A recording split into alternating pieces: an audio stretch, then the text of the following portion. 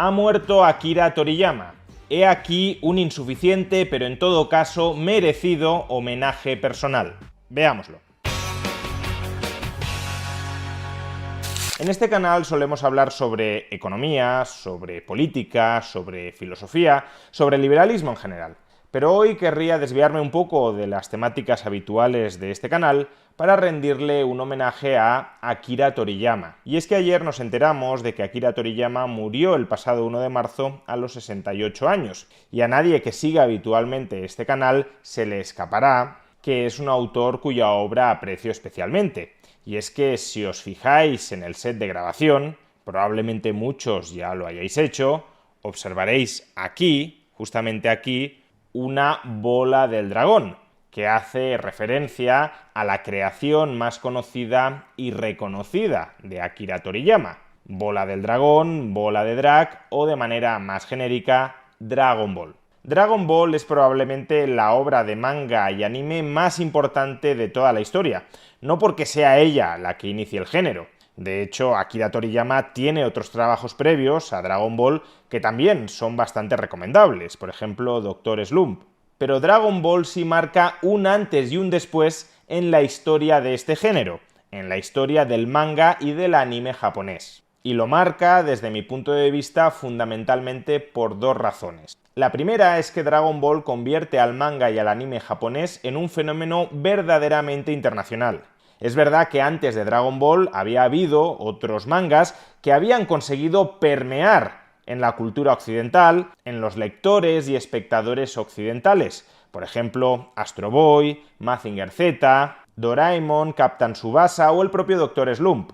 Pero ninguno de ellos se convirtió en un fenómeno de masas fuera de Japón. Pongámosle números a esto. Los 42 volúmenes recopilatorios que constituyen toda la serie de Dragon Ball, desde la saga de Pilaf hasta la saga de Majin Buu, han vendido 160 millones de copias dentro de Japón y 100 millones de copias fuera de Japón. Es decir, que casi el 40% de todas las ventas globales del manga de Dragon Ball se producen fuera de Japón. Una media de 2,4 millones de ventas por cada uno de los 42 volúmenes que constituyen este manga. Por poner en perspectiva lo que supone esto, el manga más vendido en números absolutos de toda la historia, al menos hasta el momento, One Piece, al que por cierto hace referencia esta otra figurita de Luffy, ha vendido hasta ahora 523 millones de copias de sus, hasta la fecha, porque todavía no ha terminado, 107 volúmenes recopilatorios. Pues bien, de esos 523 millones de unidades vendidas, solo 100 se han vendido fuera de Japón, es decir, menos del 20% del total y menos de un promedio de 1 millón por volumen recopilatorio. Es decir, que Dragon Ball, mucho antes de que el manga y el anime japonés se convirtieran en un fenómeno global, porque de eso vive y bebe hoy One Piece, si One Piece ha conseguido vender 100 millones de copias fuera de Japón es porque el manga y el anime japonés hoy ya constituyen un fenómeno global gracias a Dragon Ball. Pues bien, Dragon Ball, cuando nadie había despejado ese camino, ya vendió 100 millones de copias, lo mismo que One Piece hasta la fecha, pero con menos de la mitad de volúmenes, es decir, más que duplicando las ventas medias por volumen. Y en términos relativos, alrededor del 40% de todas las ventas de Dragon Ball fueron fuera de Japón y menos del 20% de todas las ventas de volúmenes recopilatorios del manga de One Piece han sido fuera de Japón. Por tanto, hasta cierto punto cabría decir que Dragon Ball fue un fenómeno tan japonés como global. Dragon Ball, por tanto, fue la serie que globalizó el manga y el anime japonés, el que los popularizó en el resto del mundo y el que ha permitido que hoy el manga y el anime japonés sean vistos y disfrutados por masas de espectadores fuera de Japón. Y la segunda razón por la que Dragon Ball marca un antes y un después en la historia del manga y del anime japonés es que crea un nuevo género en sí mismo. De la misma manera que El Señor de los Anillos de Tolkien crea un nuevo género dentro de la literatura fantástica tolkieniana, Dragon Ball también crea un nuevo género dentro de los mangas shonen, un género que reproduce en gran medida la estructura canónica cuyas bases son sentadas por Dragon Ball.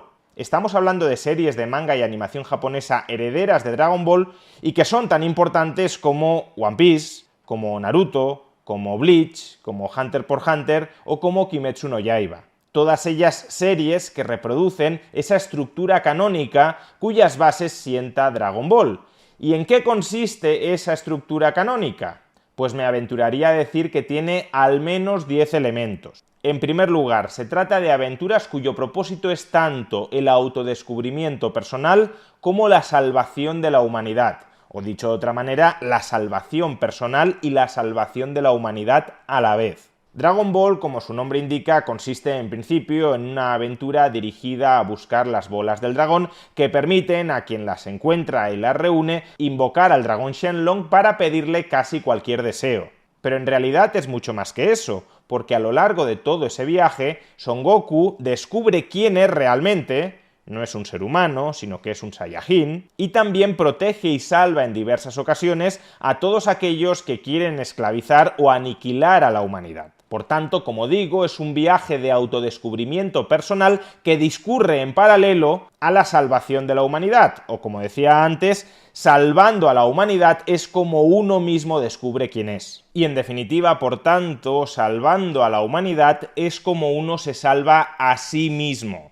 Y este mismo esquema se reproduce en otros mangas entre los anteriormente citados, como pueda ser One Piece, donde Luffy emprende un viaje para descubrir y encontrar el One Piece y convertirse en el rey de los piratas, pero a lo largo de ese viaje también va liberando a la humanidad esclavizada por el gobierno mundial o por los piratas aliados o enemigos del gobierno mundial. Y a lo largo de ese viaje para convertirse en el rey de los piratas, Luffy no solo va liberando a la humanidad, sino que también va descubriendo quién es realmente, quién hay detrás de ese Monkey D. Luffy y quiénes son sus padres. Algo similar sucede con Naruto. En Naruto, su protagonista, Uzumaki Naruto, persiguiendo su sueño de convertirse en Hokage de la aldea oculta de Konoha, no solo termina descubriendo la tragedia familiar que experimentó durante su nacimiento, no solo termina descubriendo por qué es huérfano y por qué estaba solo desde su nacimiento y por qué toda la aldea a la que quería proteger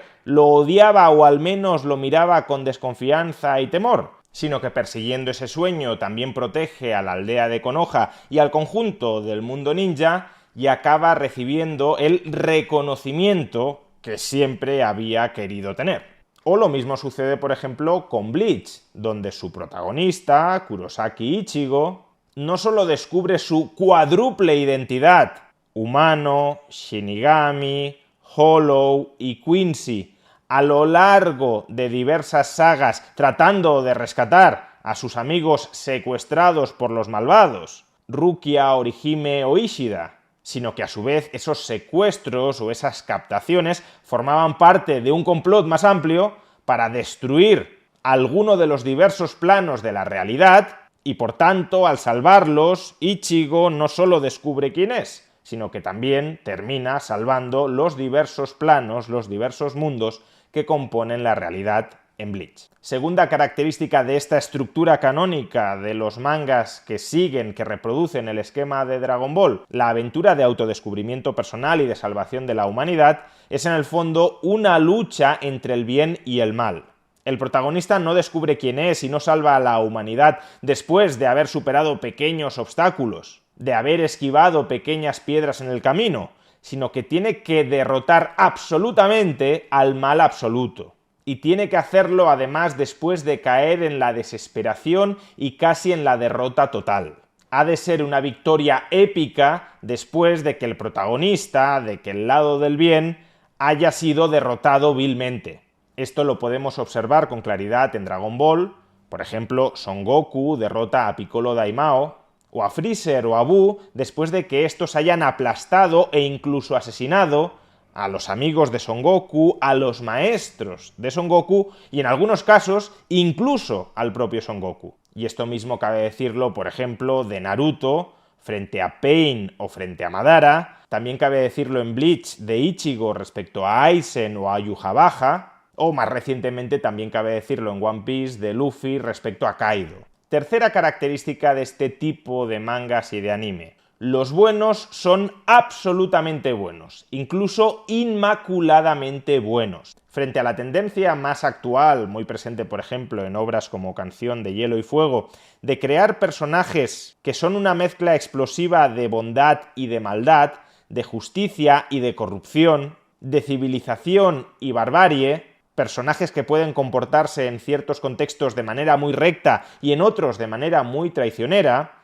en Dragon Ball y en las obras que siguen, que emulan a Dragon Ball, los buenos son siempre buenos e inmaculadamente buenos. Los buenos son la máxima expresión de la bondad posible. Lo que se busca es extremar la diferencia, el contraste entre el bien y el mal, para que la derrota del mal a manos del bien sea todavía más clara y contundente. De hecho, los buenos en Dragon Ball y en estos otros mangas ni siquiera son buenos porque hayan aprendido o racionalizado que han de ser buenos, o porque quieran señalizar virtud ante los demás mostrando cuán buenos son. Los buenos son buenos desde la cuna y en muchas ocasiones incluso después de haber padecido infancias terribles. Ahora bien, no confundamos bondad con perfección, porque los personajes buenos en estos mangas son buenos, pero desde luego no son perfectos. En muchos casos son ingenuos, bobalicones o incluso escasamente empático frente a los demás. Por ejemplo, Son Goku es la encarnación misma de la bondad,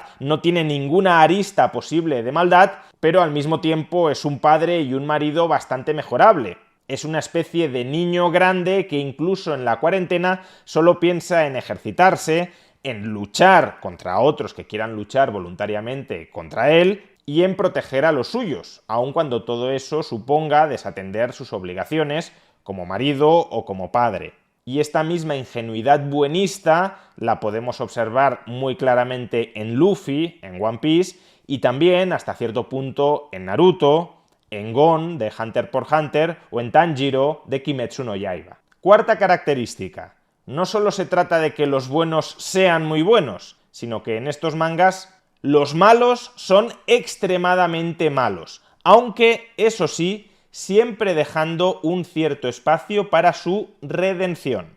El sueño, la aspiración, la ambición de los malos en estos mangas es la inmoralidad absoluta. Esclavizar o aniquilar a la humanidad no porque quieran aspirar a fines mayores, no porque esclavizar o aniquilar a la humanidad sea un medio para alcanzar fines superiores, no. Su mismo fin es hacer el mal, es esclavizar o aniquilar a la humanidad por el mero placer egoísta de hacerlo. Pero como digo, y pese a todo lo anterior, pese a encarnar el mal absoluto, los malos en estos mangas suelen tener la opción, y suelen aprovecharla, de redimirse, de volverse buenos o al menos neutrales. Por ejemplo, en Dragon Ball, Piccolo Daimao se redime a través de su hijo, Piccolo Jr., que termina aliándose con Son Goku y convirtiéndose en el maestro, en el tutor de su hijo, de Son Gohan. De la misma manera, Buu se redime de dos maneras. El Buu gordo se redime porque se convierte en bueno, y el Buu malo se redime reencarnándose en Up,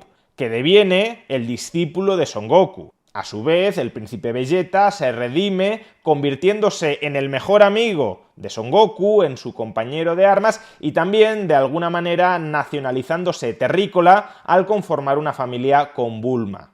E incluso en Dragon Ball Super, la última y más reciente de las series de Dragon Ball, Freezer, el emperador del mal, termina redimiéndose, uniéndose a las filas del universo 7 para salvar a este universo de su borrado por parte de Zeno.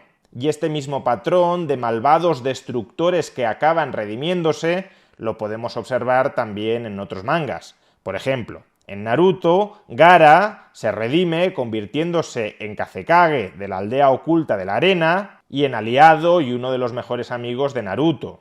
Orochimaru se termina redimiendo uniéndose a las fuerzas aliadas Shinobi en la cuarta guerra ninja contra Uchiha Madara. Pain o Nagato se termina redimiendo, sacrificándose a sí mismo para resucitar a la aldea de Konoha que previamente había destruido. Y Obito se redime traicionando finalmente a Madara y salvando a Kakashi y a Naruto. También en Hunter x Hunter, un villano tan extremo como Meruem se termina redimiendo en sus últimas horas, muriendo en paz con Komugi.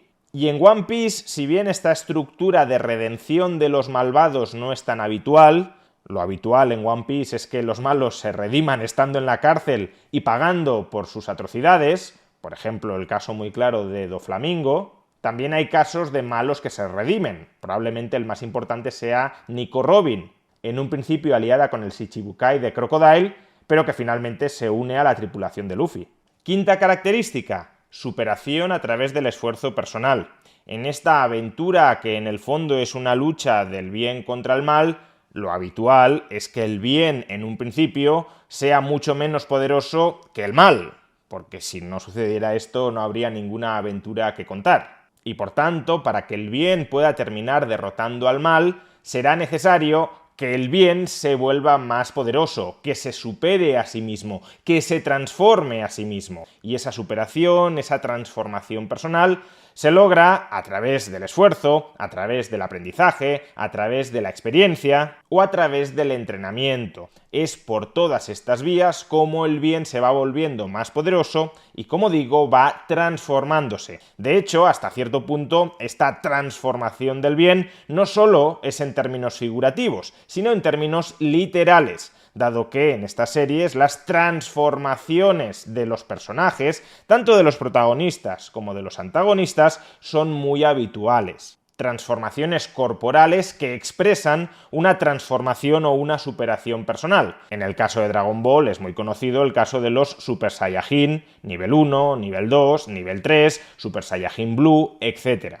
Transformaciones de Son Goku o de Vegeta que, por cierto, como ya he dicho, van de la mano de las transformaciones o niveles de poder de Freezer, de Cell o de Buu.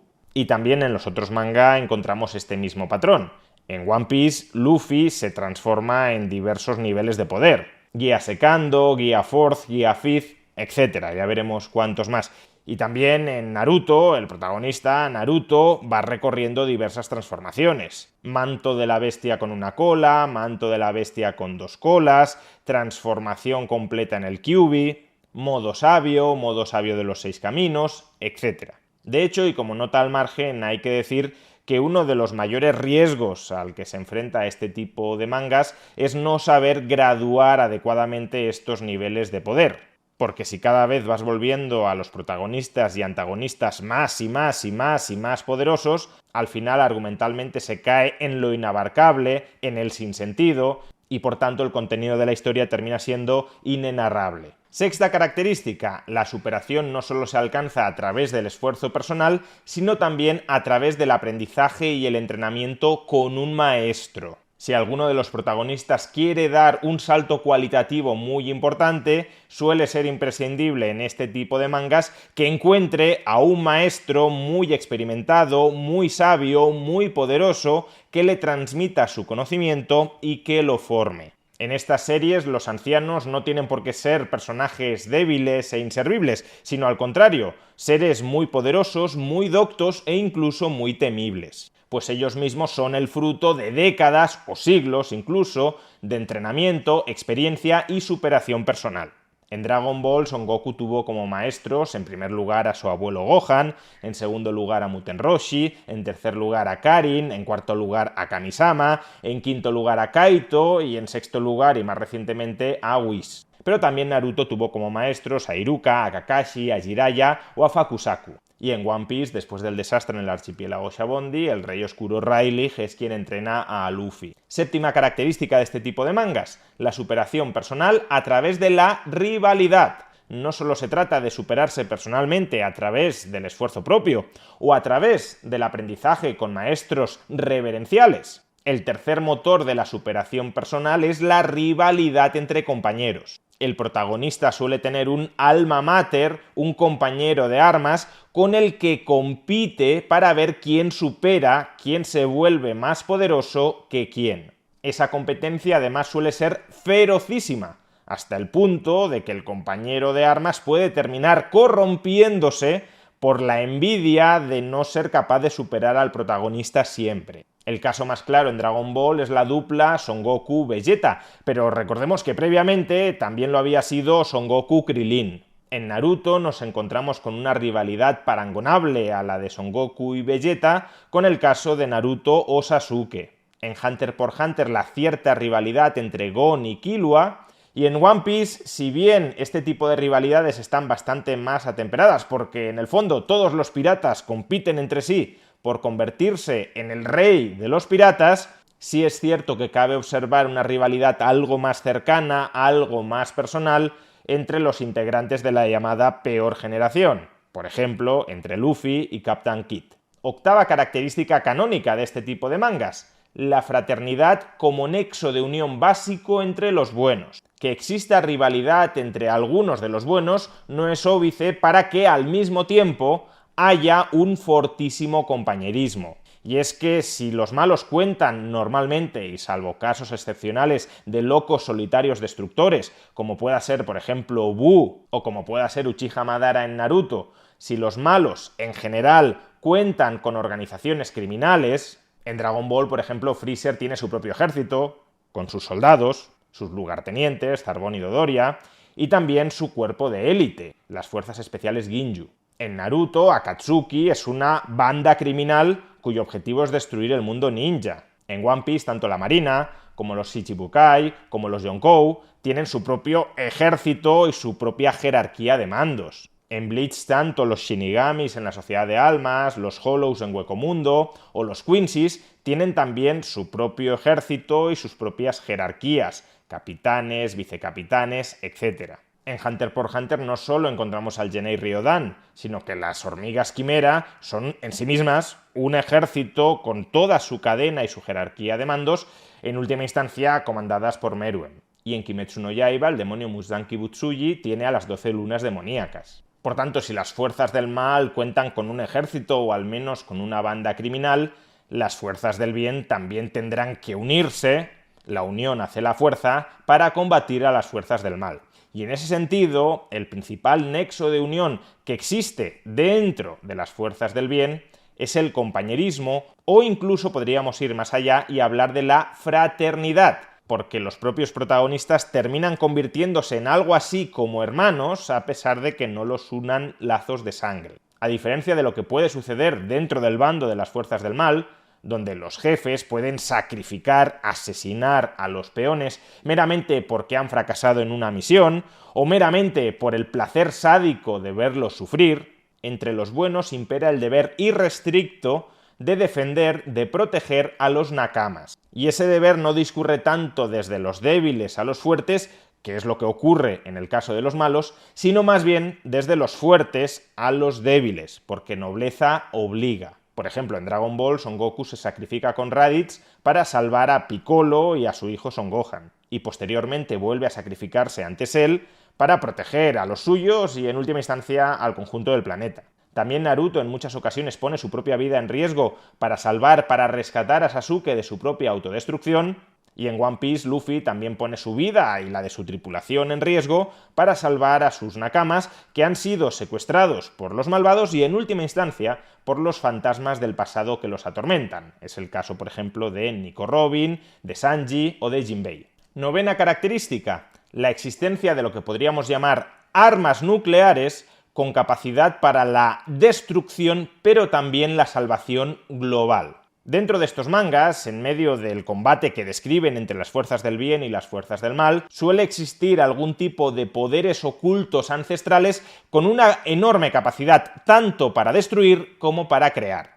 Estas armas nucleares, que actúan dentro de la historia como auténticos deus ex machina, son en sí misma instrumentos neutrales, son amorales. Que se utilicen para el bien o para el mal dependerá de quién llegue a controlarlas y del uso que quiera darles. De ahí que dentro de la historia tengan un enorme potencial para desequilibrar la balanza, ya sea en favor del bien o en favor del mal.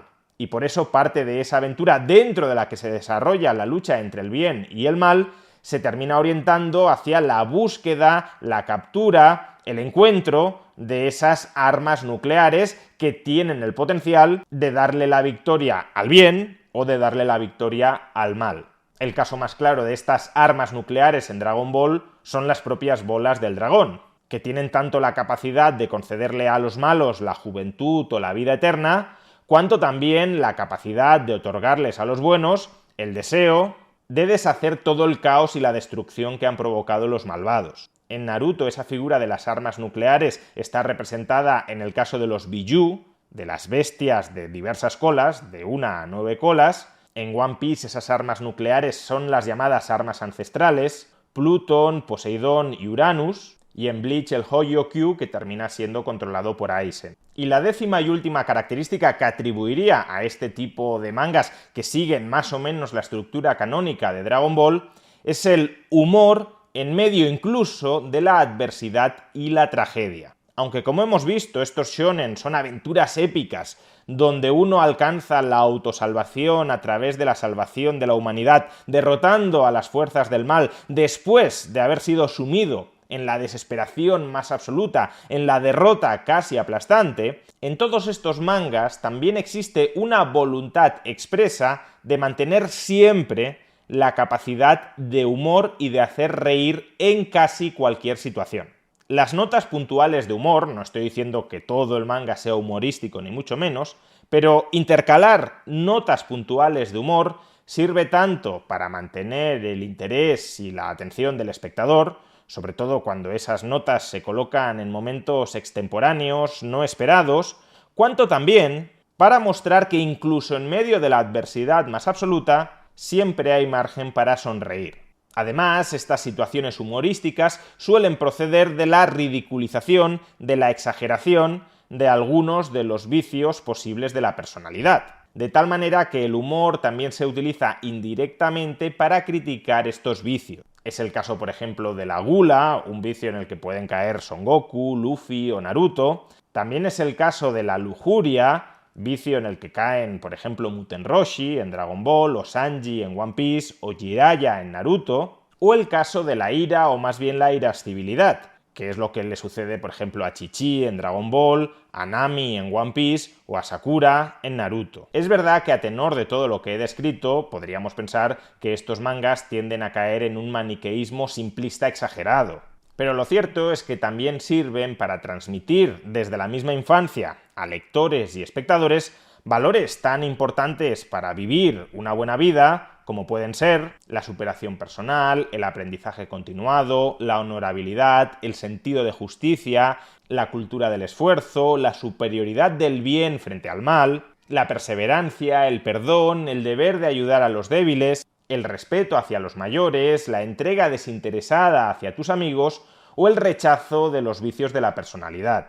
Por todo ello, tanto por lo que creó directamente cuanto por lo que contribuyó a crear indirectamente, creo que hay que reconocer que Akira Toriyama creó un universo maravilloso que marcó de una manera muy clara la infancia y la adolescencia de millones de personas. No es que el universo específico de Dragon Ball sea el universo con las mejores tramas argumentales o con los personajes más variados, complejos y desarrollados de todos los mangas shonen. No es así. Pero sí es un universo que transformó para siempre la cultura del manga y a través de ella la vida de todos sus aficionados. Ese universo, el de Dragon Ball, se cierra definitivamente con la muerte de su autor, de su creador, de su inventor, pero seguirá acompañando durante toda su vida a muchas generaciones presentes y futuras. Descanse en paz, Akira Toriyama, y muchísimas gracias por tantas horas de emoción, de diversión,